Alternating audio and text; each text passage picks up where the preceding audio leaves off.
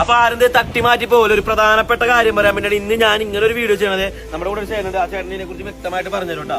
ഞാൻ നിങ്ങളുടെ മുന്നിലേക്ക് വന്നേക്കണം വെച്ചിട്ടുണ്ടെങ്കിൽ നമ്മുടെ കേരളം ഏത് സമയം വേണമെങ്കിലും ഇല്ലാതാവാം. എന്ന് വെച്ചാൽ മുല്ലപ്പെരിയാർ ഡാമിനെ പറ്റി നിങ്ങൾക്ക് എല്ലാവർക്കും അറിയാൻ പറ്റും. 129 വർഷത്തിൽ നിൽക്കുകയാണ്. ഇനി കേരളം വരാൻ പോണതും കാണാൻ പോണതും ഏറ്റവും വലിയ മഴക്കാലമാണ്.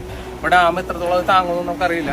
വലിയ വലിയ സംഘടനകളും വലിയ വലിയ ആളുകളൊക്കെ പറയാന്ന് വെച്ചിട്ടുണ്ടെങ്കിൽ ഡാം ഏത് നിമിഷവും തകരുമെന്നാണ്. തകർന്നിട്ടുണ്ടെങ്കിൽ കേരളത്തിലെ 1.5 കോടി ജനങ്ങളെ നേരിട്ടില്ലാണ്ടാകും, ബാക്കി 2.5 കോടി ജനങ്ങളെ അല്ലാതെ.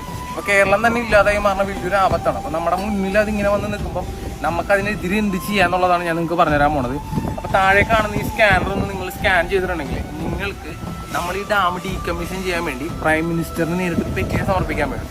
അപ്പം 20 ലക്ഷം പേരുടെ ഒപ്പ് നമുക്ക് വേണം. കേരളത്തിൽ 3 കോടി ജനങ്ങളുണ്ട്.